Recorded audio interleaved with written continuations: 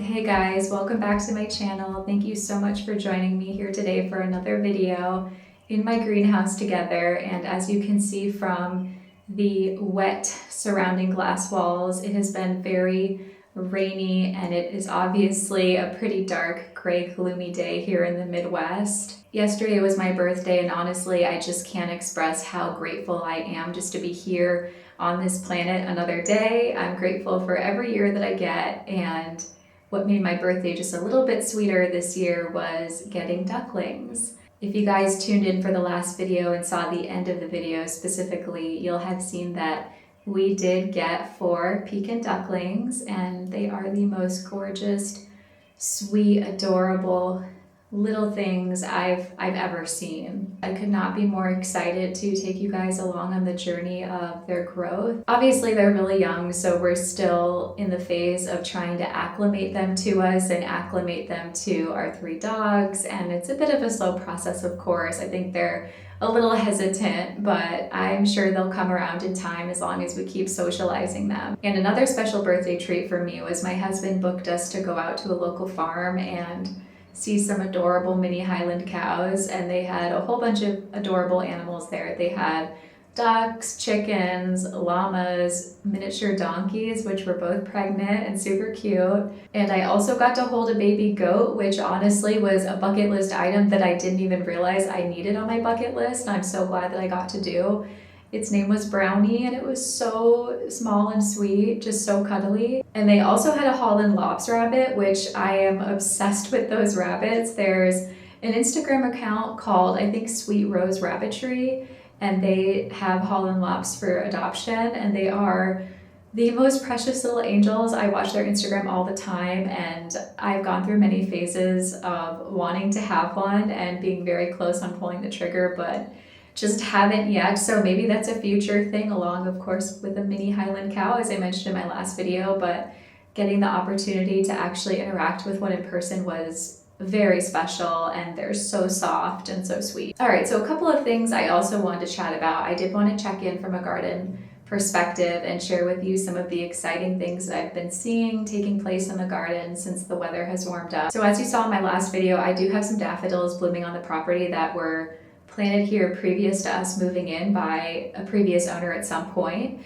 And there are quite a few daffodils around my greenhouse that I have personally planted. This will be the 2nd year of them. They're a little bit slower, and I wasn't really sure if they would do very well because they're in an area that holds a lot of moisture. So I was really worried that the bulbs would rot. But so far they do look to be doing okay, and there are a couple of blooms starting to come in. I think just 1 is fully bloomed right now, and the rest look like they're about to bloom really any day now. And if you're interested in which types I've planted, I will put the bulb types in the description box. I believe I purchased them all from an online shop called Old House Gardens, where they sell heirloom bulbs. And I went for a lot of just pure white varieties because I really like the way that that looks. I think one of them is called Nive or Niva. I'm not honestly sure. Like I said, I will definitely put it in the description box, and I'll show you once they're blooming. I'll actually show you the one that's back there blooming now. I think it's the Nive one, if I'm getting that name right. The same year that I planted the daffodils, I did go ahead and also plant hyacinths that I purchased from that site, but they haven't survived. So I don't know if that's because of the moisture, like I said, or if some creature dug them up. I thought that they were pretty toxic to a lot of animals, but maybe there's some that tolerate them. And now just a quick update on the tulip bulbs. I think I mentioned I had planted some in the critter fence, and then we got a lot of rain and there was a bit of flooding. I didn't know if they were going to survive, but they seemed like they were coming up. And I just looked back there this morning and they are blooming. So it's really exciting. These are my first tulips on the property, and they are in the critter fence because the deer would just go to town on them. So I will walk over there with you and show you guys. I just planted a few, it's not very many. It's kind of more of a trial if anything, but now that I know that they're gonna do okay, I will definitely probably purchase more later this year when it's time to plant them. I can't remember at the moment where I purchased these from, but it was a different online retailer, so I will find the name of those as well and also put them in the description for you. So now in terms of garden projects, the #1 top priority is for me to fill those large beds in the critter fence with soil, and we got the soil delivery, as I think I just mentioned last video.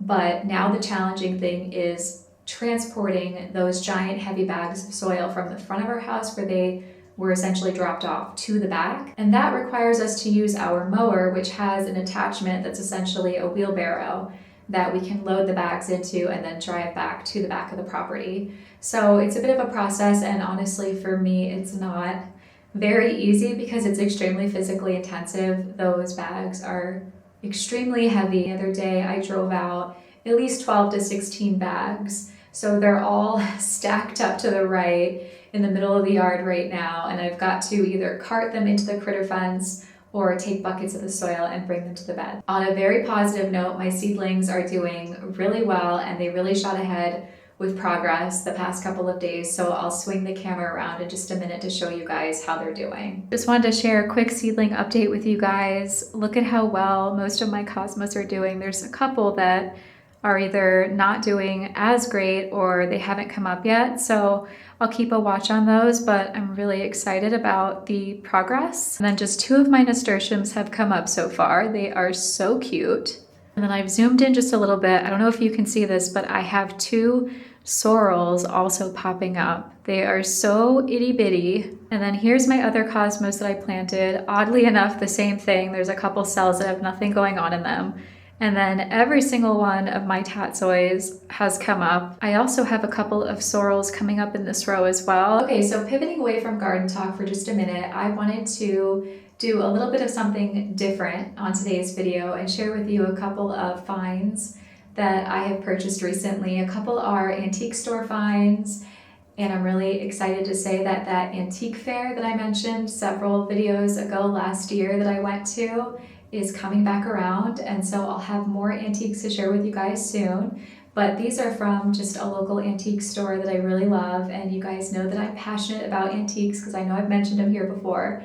So I just wanted to share those with you. And then I also have a book that I purchased as well, and a little bit off-brand for this channel, but I did want to talk about a makeup product, and I just think it's kind of a special standout product that I wanted to show you guys that I've just been loving, and I've kind of developed a little bit of an obsession with the brand. Okay, so the first antique store find is this small square, I think it's called gilt wood frame, and it's basically a wood that has either been covered with, I think traditionally it's gold leaf, but I'm not sure if this is gold leaf or if it's just kind of painted gold. But I thought this was really beautiful, and I have a much larger kind of oval shaped gilt wood mirror in our guest bathroom down on the first floor, and this was like its perfect match essentially. It just has this little cute bow at the top that one has similarly as well. And a huge bonus, I will say that that mirror was a small fortune on the site Cherish, which if you guys are antique lovers, you might be familiar with Cherish.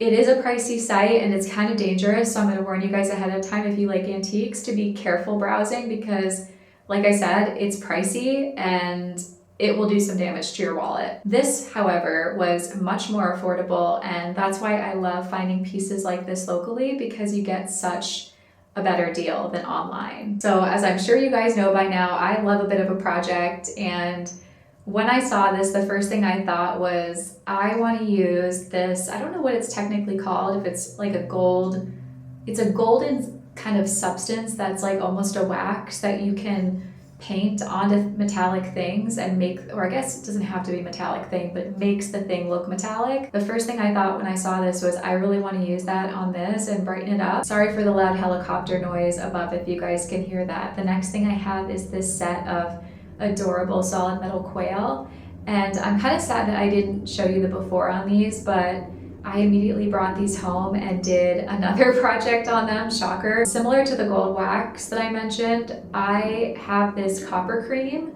that you can use to brighten up metals, and these were a little bit tarnished, and so I was just like, I wonder if I take the copper cream and I scrub them, will they brighten up? And sure enough, they came out this really gorgeous shiny gold. So here's just a little close-up of one of them. You can see it's so cute. Honestly, when I saw these, I thought that they would just be a really cute addition to the dining table, and you could even use them as like place card holders. And then the last antique finding that I have to share with you guys is this. It was marketed as a metal planter. It's quite mini, but I just thought it was super cute. And same as the quail, I did brighten this up with that copper cream. So I wish I had the before, but just know that it looks a lot shinier. I think this would be the perfect container for another bulb arrangement like we did a couple of videos back with the mascara and the paper whites. I think this would also be a really nice vessel for flower arrangements. It doesn't have any holes in the bottom, so it would hold water really well and keep everything hydrated. You would obviously just need some flower frogs in the bottom to give it structure, given it's a pretty large oval open area. So it won't hold things by itself without adding in that structure support. And this is the last item that I had to show you. I think it's funny that pretty much all three of the items ended up being gold or metallic. I did not plan that by any means, but I honestly think sometimes that I'm a bit of a magpie. I'm just really drawn to shiny things. Okay, and then in terms of the new book that I picked up, this is actually a really funny story. I was on Instagram, which is really the only social media that I'm active on. And I was scrolling and I came across a post suggested for me because of course I love to consume gardening content on social media. And I saw a post from this woman and she had the most gorgeous garden bed that had like a vertical structure. She was growing, I think it was peas up vertically in the bed. And honestly, that gave me major ideas for the deep beds that I have in the critter fence that I'm currently working on. After I saw that post, I checked out her page and I ended up following her because it's definitely gorgeous content. And then I went to the bookstore later that day and I went in the gardening section as I always do. And I literally think this was the third book that I just happened to pick off the shelf. I didn't know that she had a book or anything. And this was it. And so I start flipping through the book and I don't necessarily know her name or what she really looks like. But I remembered that post that I saw. And as I'm flipping through the book, I see that exact garden bed with the peas vertically that I mentioned. And I was like, oh my gosh, that is the woman that I saw earlier today on Instagram. And so I looked through the book and got really intrigued and decided to purchase it. And the book is called The Purposeful Gardener and her name is Tasha Medvi or Medvi. Not entirely sure how to pronounce that, but it says here at the top, double your harvest and create a food oasis with raised beds, vertical growing, and companion planting. So clearly, one of the core principles of her education is vertical growing, which I think is so cool. I've always been aware of vertical growing and how it can really help maximize the yield in a small space. And I just think it's such a good idea. I know it also helps with pests. This is just a gorgeous book and I'm really excited to read and have her teach me some things. I'll put her Instagram handle here on the screen if you guys want to check her out. She definitely has a gorgeous, gorgeous dream garden. Another thing that she has on her Instagram that she also shows in this book, which I'm hoping she talks through how to do this, is she has a pumpkin arch where the pumpkins hang down. And I've seen this before. There's actually a local conservatory here that does that every year. And I've always thought it was so cool and I've always wanted to try that. I've heard from a couple of local farmers here that growing pumpkins is very difficult without chemicals because they get mildew or some other disease. So I'm curious to know if this method of growing them reduces the rate of that occurring and if that's just a more kind of eco-friendly option of growing them, because I definitely don't want to spray chemicals, but I really want to grow pumpkins. And I attempted to last year. It didn't go very well because the deer wiped them out immediately, but now that I have the critter fence, I think it's the right time. So I might look at doing a pumpkin arch here in the future. But again, here I go getting excited about a totally new garden project before I have finished like the 5 that I already have. So I don't know if that's something I'm going to do this year, but it's definitely something that I would like to do in the future. Okay, and then pivoting onto the last couple of things I wanted to show you, I did mention a makeup brand that I've really been loving recently, and that is Farrah Homidi. I just want to preface this with saying that this is a luxury item for sure. It's not a low price point. I personally felt that it was worth investing in for me because I'm a huge makeup lover and I kind of like novel makeup products or makeup products that feel really special. And this is definitely a brand that feels very special and not like anything on the market. It's a very unique product. I feel like I've used these products enough now that I can give an honest review and give my honest feedback. The brand is definitely a very carefully curated brand, and I think a lot about their product releases, and it's not a huge line. It's things that have had a lot of thought put into them, and I really like and respect that about the brand. They market themselves as being slow beauty, where essentially you invest in just a few products and you get a lot of payoff from them, and they're very long lasting, very high quality. So I really like the ethos of the brand. Another aspect of the brand that I really love is that most of the items are refillable. So essentially they come in metal compacts, and once you use up the product, you can purchase the refill. That makes it a little bit more affordable, but I will say it's still very, very pricey. I am just going to call it for what it is. It is a pricey brand. But like I said, if you really like makeup, I would highly suggest checking them out. Their latest launch was an eye compact that has kind of this cream to cashmere texture eyeshadow. And there's two different versions of it. There's one with a bright blue pop that's really close to this color right here. And then the other one has a black shade, and I did pick up that compact. If you guys are interested in seeing that and me talking more about it, let me know. That compact was a little bit controversial in terms of reviews. I think people that really love and get the brand liked it, but for people that, I don't know, just have a certain type of makeup that they're looking for, it wasn't necessarily for them. And like I said, I can talk more about it in another video. I really like it. I did pick it up. I have the blue one, but I would like to get the black one as well. The only thing is that 2 of the 3 shades in each of the 2 colorways are the same. So that's something to consider, is unless you're going to use a lot of those 2 shades, which I will say they're neutrals, they're browns, it's a little bit hard to justify getting both. I do use that eye compact in every single one of my eye makeup looks. I use it as the base before I go in with a little bit of a darker shade, and I really like it. The brand also has a powdered bronzer that I'm wearing as well, and I really love it. If you have fairer skin, which this time of year I absolutely do, there's a shade called Bois.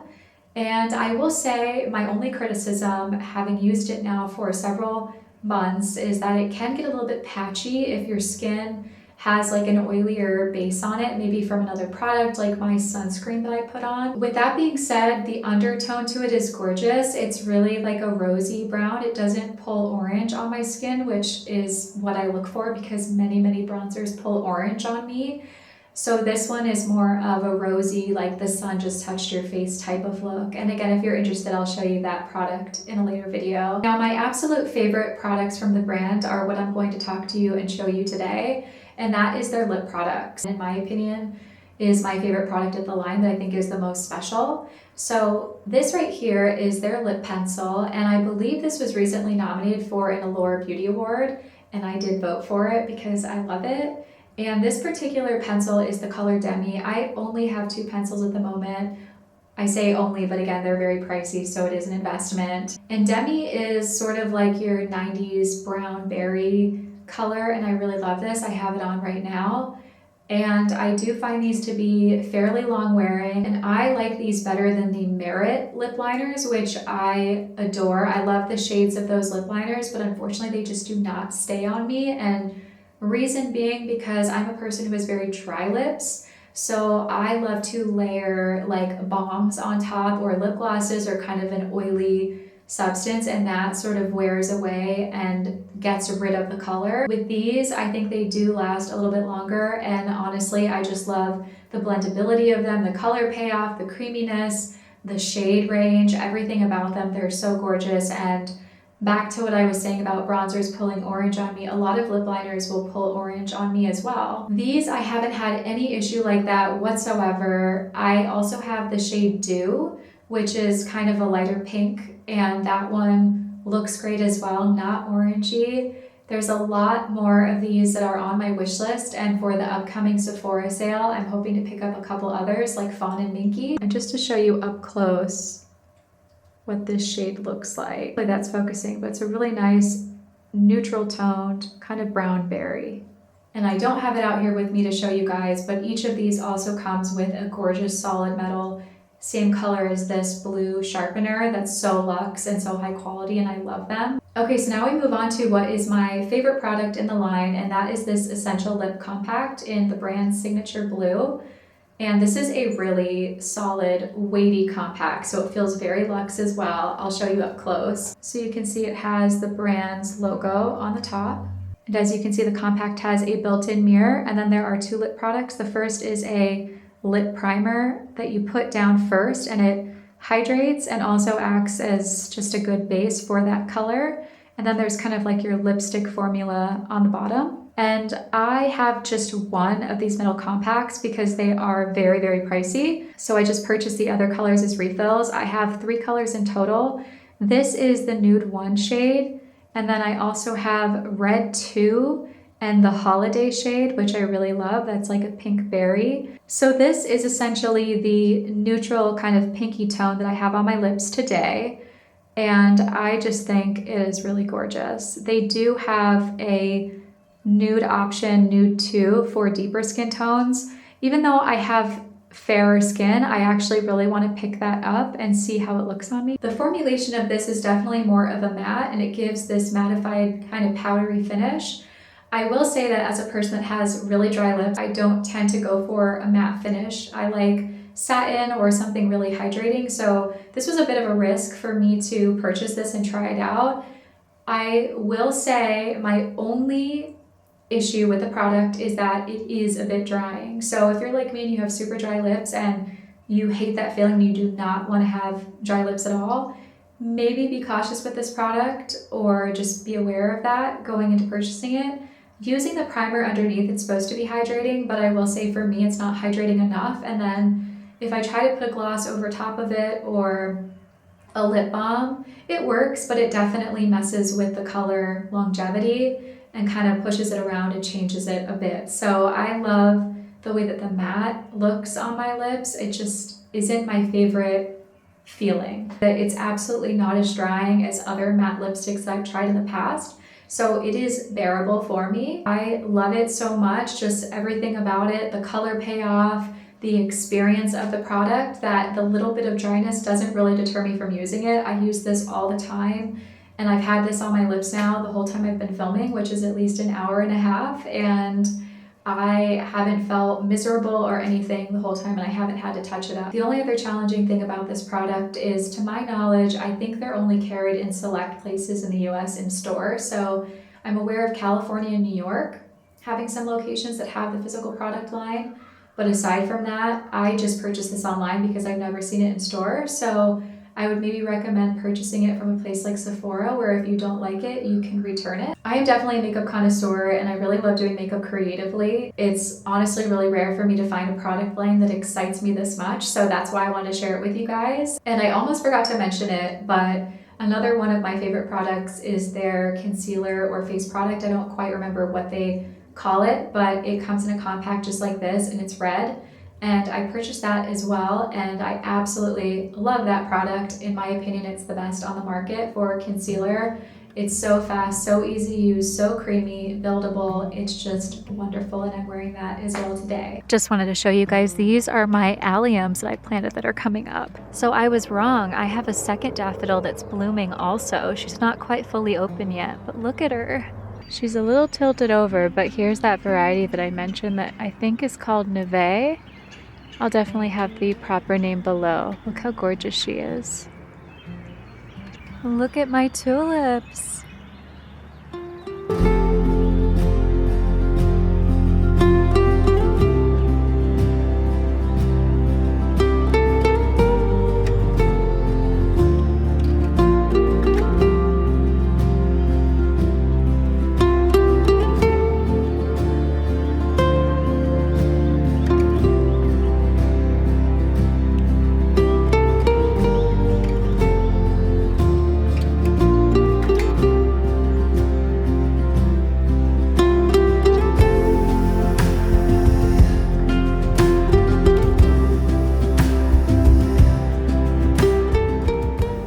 Okay, so I feel like it's been a while since I've baked anything on the channel, and honestly, just in general, I guess I haven't baked much recently, and I've really wanted to do another mini cake decorated with some garden florals. Granted, given that it's still early in the season and really cold, well, I guess on and off, cold and warm, there isn't a lot to forage for, but there are some dandelions that just freshly sprouted up in the yard.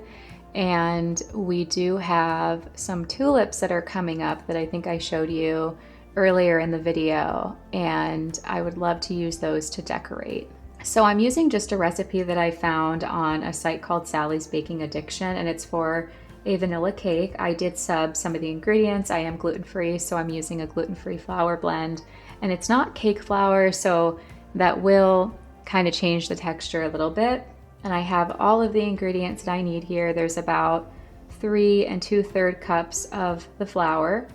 And then I've got a teaspoon of salt, 2 teaspoons of baking powder, 3/4 teaspoon of baking soda. There's 340 grams of unsalted butter, 2 cups of granulated sugar, 3 large eggs, plus 2 additional egg whites. And then I just realized I don't have the vanilla extract, so I'll grab that.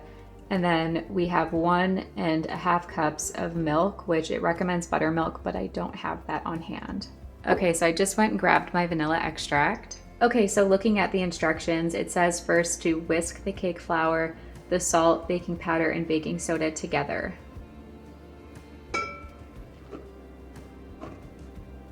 Just adding the salt, and this is the baking soda and powder mixed together.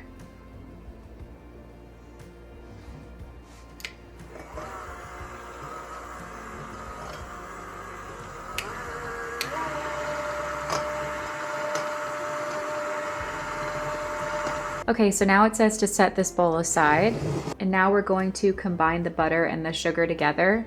Okay, so we'll add the sugar, and we'll add the butter.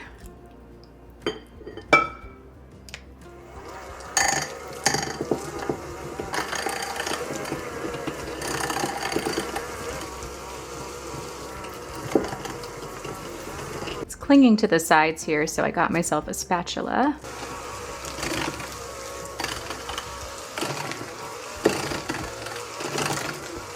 Okay, so next step says to beat in the 3 eggs and the 2 egg whites and the vanilla extract. And we're using 1 whole tablespoon of vanilla extract.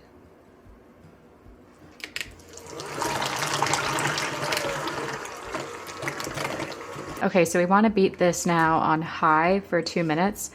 I wish I had a slightly bigger bowl because this is a little bit precarious.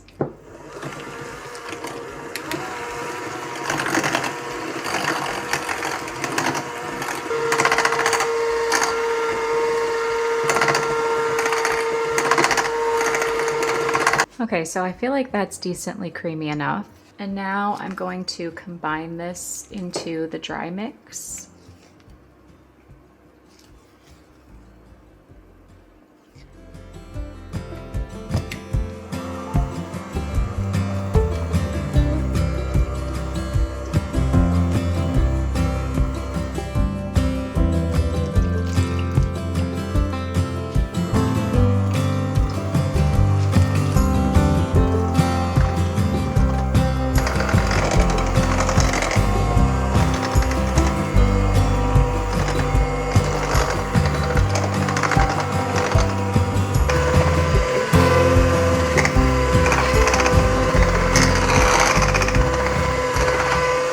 Okay, the batter is looking pretty creamy. It's a little bit thick, so I'm curious to see how that's going to end up. But I'm gonna go ahead and pour it into the pans now and get it in the oven. Okay, so the cakes are out of the oven. I also went ahead and made some cupcakes as well with the leftover batter that I had. And so we're gonna go ahead and move on to the frosting. And I did have to do a little bit of improvising here. So I ran out of butter and I instead grabbed shortening, which I've used before as a dairy-free sub. So I think we'll be okay. And then I also ran out of confectioner sugar. So I looked online and found that you could use a food processor and blend up about a cup of granulated cane sugar with a tablespoon of arrowroot starch or powder, which I had on hand. So I did that and I found the result to be okay. It does seem a little bit granulated. So we'll see how the texture is. It's not going to be as smooth as if I would have used confectioner's sugar, but that's okay. I make the classic mistake every time of not checking my pantry before I start something like this. Okay, so the first step is going to be to blend up the butter, which, like I said, in my case is shortening. I did soften this in the microwave and melt it a bit.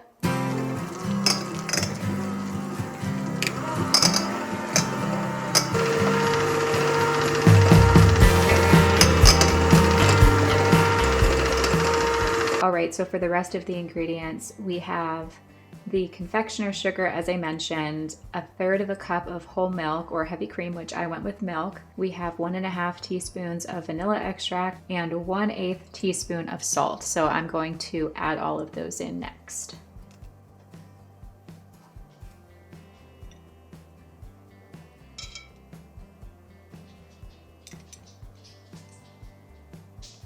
Just to make this a little bit more interesting from a flavor perspective, I do also want to add in some rose water. I'm just going to do about a splash.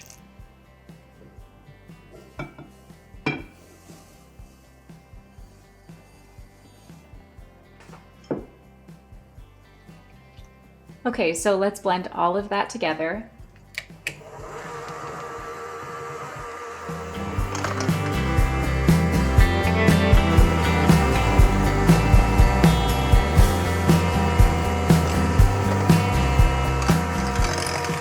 Okay, so because I use the granulated cane sugar to make the confectioner sugar, I'm noticing that the frosting is more of like a cream beige color, and I'm not a huge fan of that. So I'm going to improvise a little bit, and I'm going to attempt a natural food coloring method and use some pomegranate powder.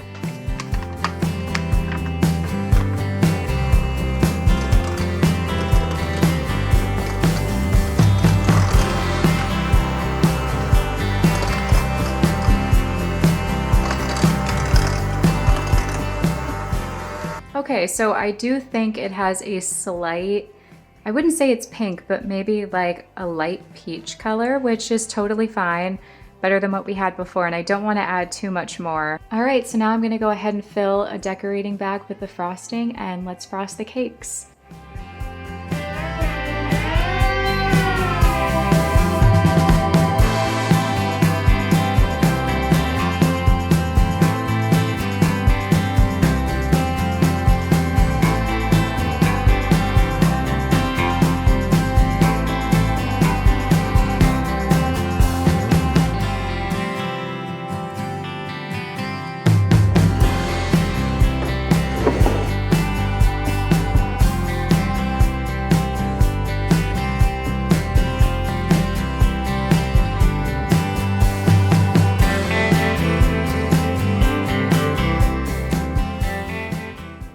Okay, as you can see, we're slightly overcooked on this cake right here, but that is okay. The majority of it is fine. It's just a little bit more crunchy on the top than I would have liked. So I want to go ahead and do a layer of raspberry jam first before I do the frosting.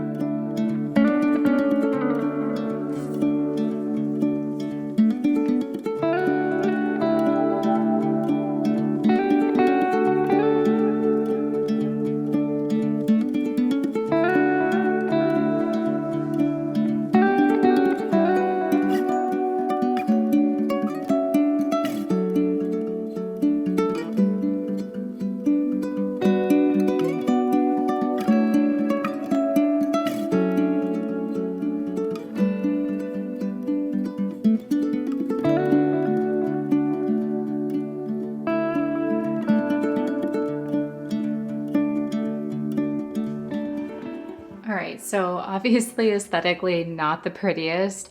It's a little chunky. I feel like when I do 2 layers with this small cake mold, it just ends up looking kind of narrow and awkwardly tall. So I think next time I will chop the 2 tiers in half and then maybe make a shorter cake.